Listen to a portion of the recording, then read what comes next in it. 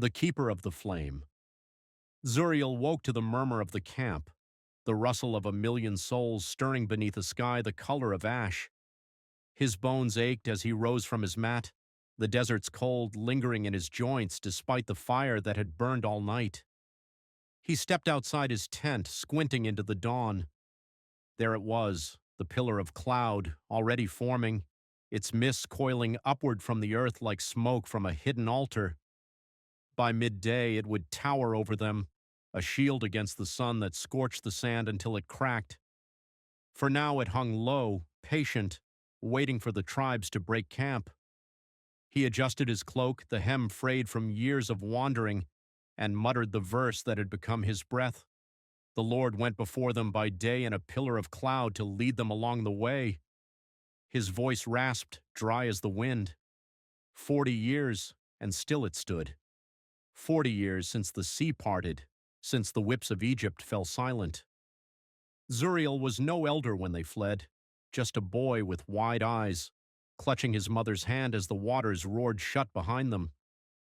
Now his hair was gray, his hands spotted, and the children called him Zaken, old man.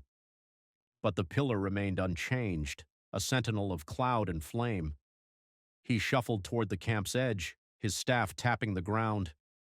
Around him the Levites barked orders, herding goats and folding tents. The pillar shifted slightly, its base drifting north. Zuriel marked it, as he always did. "We move soon," he called to a passing boy who nodded and ran off.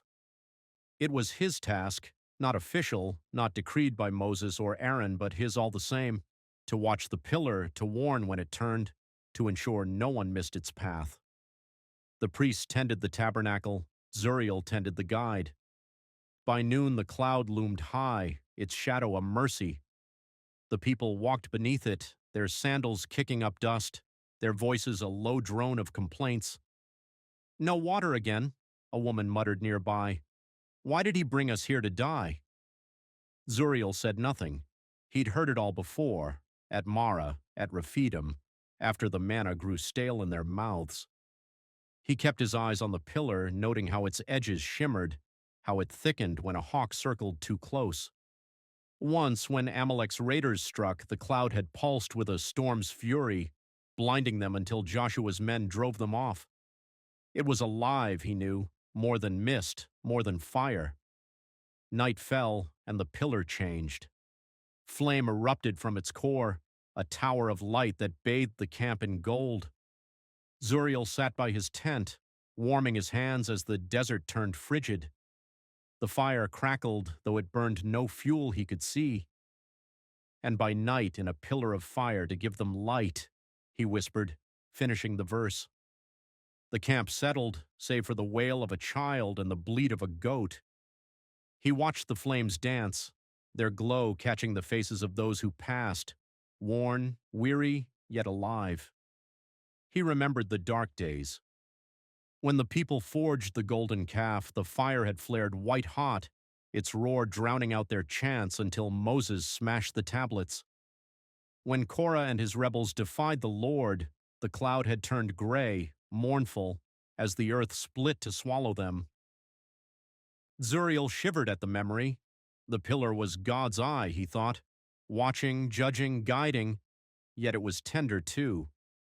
Once, when the camp nearly starved, the fire had flickered softly as quail rained down, a gift unasked for.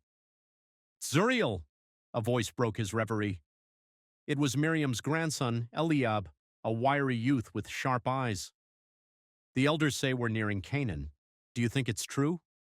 Zuriel glanced at the pillar, its flame steady. "The cloud moves north still. Maybe." He paused. "But I'll not see it." Eliab frowned. "Why not?" "My years are spent, boy. The wilderness is my grave."